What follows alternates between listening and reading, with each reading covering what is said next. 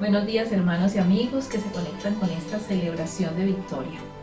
Celebración en el día de hoy de la resurrección de nuestro Salvador Jesucristo. Le invito a disponer su corazón. Tome su Biblia, tome lápiz y papel y tome nota de la palabra que hoy vamos a recibir para que luego pueda meditar en ella. Le invito a orar. Señor, te doy gracias en esta mañana. Gracias por darnos la bendición y la oportunidad de poder entender el día de hoy la obra tan grande, tan especial que tú hiciste en la cruz por cada ser humano en este mundo. Gracias, Señor, por la palabra que hoy va a ser compartida. Prepara los corazones, Señor, y permite que tu palabra sea una palabra que crezca, que dé fruto en abundancia. Gracias, Señor, por este tiempo. En el nombre de Jesús, bendice a cada persona que está conectada en este momento. Los que verán después este video, esta transmisión, glorifica tu nombre, Señor, en la vida de cada persona y de cada familia que ahora se encuentra allí. En el nombre de Jesús te doy gracias, Señor. Amén. Amén. Le invito a que leamos la palabra del Señor, donde hoy vamos a tener la reflexión bíblica, y le invito a que busque ahí en el Evangelio de San Lucas. San Lucas capítulo 24. Voy a permitirme leer desde el versículo 1 hasta el versículo 10. Por favor, tome su Biblia desde su dispositivo, o si la tiene en físico como yo ahora también aquí, hágalo por favor.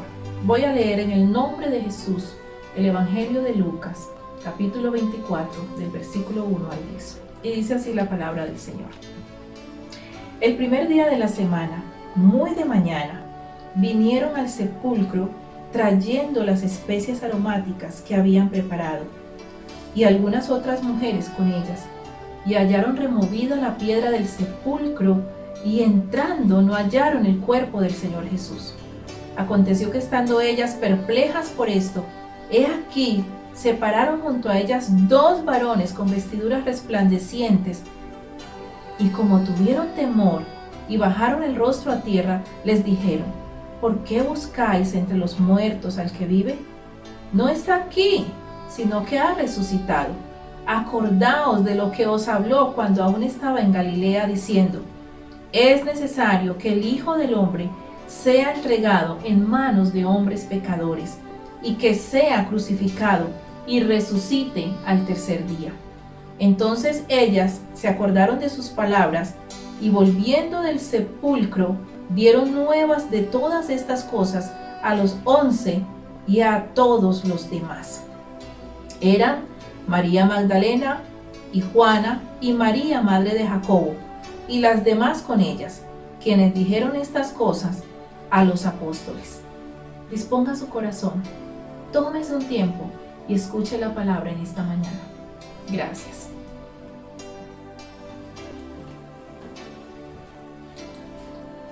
Buenos días, amados hermanos y amigos. Como ya escucharon, haremos la reflexión bíblica el día de hoy partiendo del Evangelio de Lucas, capítulo 24, versículos 1 al 10. En los relatos de la resurrección encontramos una discrepancia, de la cual se pegan los que no quieren creer en este hecho tan importante de la historia humana. En el Evangelio de Marcos, el mensajero de la tumba es un joven cubierto de una larga ropa blanca. Eso lo encontramos en el Evangelio de Marcos, capítulo 16, versículo 5. En el Evangelio de Mateo es un ángel del Señor. Lo encontramos en Mateo 28, 2. En el Evangelio de Lucas 24, 4 dice que se pararon dos varones con vestiduras resplandecientes. Y en el Evangelio de Juan 20, 12 dice que fueron dos ángeles con vestiduras blancas, lo que vio María. Como ven, son hechos que aparentemente son diferentes, aunque se complementan entre ellos. Aunque de esto se pegan los que no quieren creer, porque ven que algunos de estos hechos aparentemente son diferentes. O sea, y es cierto que hay algunas diferencias y de detalles también, pero también es cierto que lo importante está muy claro y siempre es igual, y es el hecho de la tumba vacía. Las mujeres volvieron con la mejor noticia de la historia: Jesús no está muerto, Jesús está vivo. La muerte y resurrección de Jesús logró tres hechos fundamentales para la humanidad. El primer hecho fundamental que quiero resaltar es la salvación de la humanidad. Vamos a Romanos 5, 3:23 al 25. Nos dice: por cuanto todos pecaron y están destituidos de la gloria de Dios, siendo justificados gratuitamente por la gracia, mediante la redención que es en Cristo Jesús, a quien Dios puso como propiciación por medio de la fe en su sangre, para manifestar su justicia a causa de haber pasado por alto en su paciencia los pecados pasados. Encontramos algunas palabras importantes en este texto. Vamos a resaltar la palabra justificado. Esta palabra justificación ocurre 15 veces en el libro romano y 25 veces más en el resto del Nuevo Testamento. Esta palabra es una palabra griega que se llama dikaio. Es un término legal que significa que el acusado es absuelto de los cargos o legalmente declarado justo. Es decir, Dios cancela la culpa humana por medio de la muerte expiatoria y redención de Cristo. La palabra propiciación es la satisfacción recibida por Dios para calmar y aplacar su ira a causa del pecado y la rebelión humana por medio de la sangre y sacrificio de Cristo. Los sacrificios del Antiguo Testamento anticipaban el sacrificio de Cristo, por lo cual Dios perdonaba los pecados del pueblo. Recordemos que en el Antiguo Testamento eran los sacerdotes quienes mediaban entre Dios y el pueblo de Israel, y eran quienes hacían los sacrificios para cubrir los pecados del hombre. Nótese bien, cubrían, no los quitaban, sino que cubrían los pecados. Mientras que los dioses paganos exigen sacrificar a los hijos para calmar su ira, el verdadero Dios entrega a su único Hijo Santo, verdadero Dios y verdadero hombre, para que tú y yo tengamos comunión con el Padre Celestial. Recordemos que en el Antiguo Testamento las personas que adoraban estos dioses falsos sacrificaban a sus niños, los llevaban y los quemaban, y ellos creían que estaban agradando así a su Dios. Quemaban a sus hijos y los mataban, sacrificando sus propios hijos. Pero Dios envió a su único Hijo a morir en la cruz del Calvario por nuestros pecados. Romanos 5:1 nos dice: justificados pues por la fe, tenemos paz para con Dios. Justificados pues por la fe, tenemos paz para con Dios mediante nuestro Señor Jesucristo. Es a través de Cristo Jesús. También encontramos otro texto, también dice: porque hay un solo mediador entre Dios y los hombres. El único mediador que hay entre Dios y los hombres se llama Jesucristo hombre. El segundo hecho fundamental que quiero destacar es el cumplimiento de la palabra de Dios. Mis amados hermanos, Dios lo conoce todo. Y muchos de estos acontecimientos que ocurrieron aquí en este texto ya estaban desde hace muchos años, ya estaban anticipados. En Génesis 3:15, en Isaías 53:7, en Isaías 7:14, para mencionar algunos de los textos, porque son muchos los textos que podemos encontrar en la Biblia donde podemos ver que en el Antiguo Testamento se habló de Cristo. Desde Génesis se comenzó a hablar de Cristo, mis hermanos y amigos. Génesis 3:15: y pondré enemistad entre ti y la mujer, y entre tu simiente y la simiente suya. Él te herirá en la cabeza y tú le herirás en el calcañar. Nótese, en el talón, mis amados hermanos. Aquí el texto está hablando de la consecuencia como tal. Cuando Adán y Eva pecaron, Dios estaba dando esta sentencia sobre la serpiente. Esta serpiente era Satanás, mis hermanos. Jesús hirió a Satanás fatalmente con su victoria en la cruz, haciendo posible la redención de los pecados. La herida en el talón de la que nos habla Génesis 3:15 se refiere a la crucifixión, pero la herida en la cabeza se refiere a la resurrección de Jesucristo. Con la resurrección de Cristo, mis amados hermanos, a Satanás se le hirió en la cabeza. Isaías 53:7: angustiado él y afligido, no abrió su boca. Como cordero fue llevado al matadero, y como oveja delante de sus trasquiladores, enmudeció y no abrió su boca. ¿Cómo fue llevado Jesús? Jesús permaneció en silencio mientras pasaba todas estas clases de dificultades, cuando podía hacer mucho, pero él se humilló. En Isaías 7:14, por tanto, el Señor mismo os dará señal. He aquí que la Virgen concebirá y dará a luz un hijo, y llamará su nombre Emmanuel.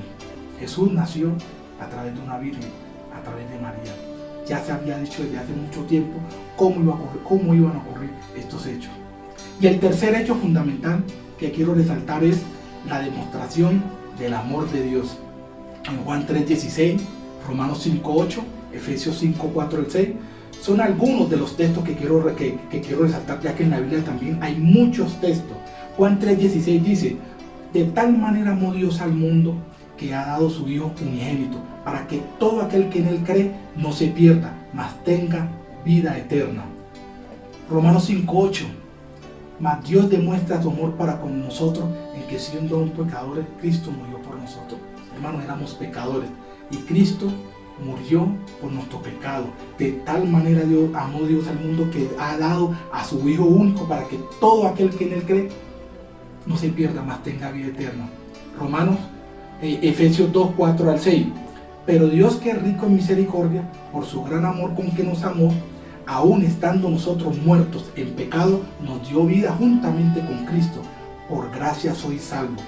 Y juntamente con él nos resucitó, asimismo nos hizo sentar en los lugares celestiales con Cristo Jesús, hermanos, sentados en los lugares celestiales. En los lugares celestiales. Dios demostró su amor a la humanidad enviando a su Hijo como nuestro sustituto en la cruz para librarnos, hermanos, de la condenación eterna. Entonces, la resurrección de Jesús, mi hermano, nos garantiza la salvación eterna de la humanidad al poner nuestra fe en Cristo. Segundo, es garantía del cumplimiento de la palabra de Dios, mis amados. Se cumplió la palabra y la palabra se sigue cumpliendo. Tercero, es la demostración incomparable del amor de Dios por la humanidad. Para concluir, la muerte y resurrección de Jesús debe generar un cambio de vida en el ser humano. Nosotros no podemos continuar igual. La resurrección de Jesucristo nos asegura que todas nuestras faltas pasadas, presentes y futuras han sido cubiertas por la sangre del Salvador. Esto no quiere decir que recibamos a Cristo y seguiremos viviendo de la misma manera. Como lo encontramos también, lo dice el apóstol Pablo en Romanos, perseveraremos en el pecado para que la gracia abunde. En ninguna manera, porque como si hemos muerto el pecado, ¿cómo vamos a seguir perseverando en él? Entonces, esto nos debe generar un cambio a nosotros, mis hermanos y amigos. La resurrección de Jesucristo nos asegura entonces que todas nuestras faltas pasadas, presentes y futuras han sido cubiertas por la sangre del Salvador. Esto no quiere decir, como les he dicho, mis amados hermanos, que tengamos que seguir viviendo de la misma manera. Hoy podemos ser vencedores y victoriosos en medio de la crisis, de la escasez, de la enfermedad. El futuro es de Dios. Él es creativo y quiere darnos su dirección. Cristo es la respuesta a tu situación personal, familiar, económica y cualquier situación. Lee su palabra, razona en sus principios, actúa según su dirección. Y tú, amigo, que me estás escuchando, tú, mi hermano, que también ya has tomado decisión con nuestro Señor Jesucristo, es tiempo de que tengamos que poner nuestra confianza en Él. Sabemos que estamos viviendo tiempos difíciles, son tiempos de angustia, pero es en medio de esta situación donde nosotros tenemos que poner nuestra esperanza en Él, donde nosotros tenemos que depender de Él, poner nuestra vida, la vida de nuestra sociedad, la vida de nuestro presidente, la vida de cada uno de estos mandatarios, de todas estas personas que están bajo eminencia, de orar por ellos, de orar por nuestra ciudad. Y tú también que no has recibido a Jesús, es el tiempo de que tú abras tu corazón, Y ahí donde está, por favor, si no has tomado una decisión con Jesús, es tiempo de que le entregues su vida a Él. Oremos. Señor Jesús, yo te ruego que perdone mis pecados. Yo te ruego, Señor, que me salve, Padre amado, Señor. Y acepto, Señor, este sacrificio que hiciste en la cruz del Calvario. Señor, reconozco que moriste en la cruz del Calvario y que resucitaste, Padre amado, Señor. Y yo te pido, Señor, en este momento que perdones mis pecados, Padre amado, Señor. Y te ruego, Señor, que escribas, Señor, mi nombre en el libro de la vida, Padre amado, Señor, y que nunca sea borrado. Y a ti también, mi amado hermano, que de pronto ya estás con el Señor, pero de pronto has perdido la confianza, de pronto has dejado de pelear y has dejado de luchar. Es tiempo de que nos comprometamos también con Él. Muchas gracias, Señor. Gracias, Señor, por tu palabra. Gracias porque eres bueno, Padre amado, Señor. Yo te pido, Señor, que aquellos, Señor, que han hecho esta oración, Padre amado, Señor, ellos puedan, Señor, comprometerse contigo, Padre amado, Señor. Que ellos puedan crecer más y más, Señor, en tu palabra, Padre amado, Señor. Y a nosotros que te hemos reconocido, Señor, como Señor y Salvador, te ruego que nos enseñes, Señor, en estos momentos tan difíciles, Señor, a depender de ti, Padre amado, Señor. Y que tu gloria, Señor, sea derramada, Señor. Que este sea un tiempo también para que muchos te busquen, para que muchos entreguen su vida a ti, Padre amado, Señor. Para que muchos, Señor, puedan depender exclusivamente de ti, Padre amado, Señor. Tú eres un Dios creativo, Padre amado, Señor. Y nos has amado tanto, Señor, que has enviado a tu Hijo amado, Señor, a morir en la cruz del Calvario, Padre amado, Señor. Muchas gracias te damos, Señor, en el nombre de Cristo Jesús. Amén. Recuerda, Jesús no está muerto. Jesús está vivo. Dios les bendiga.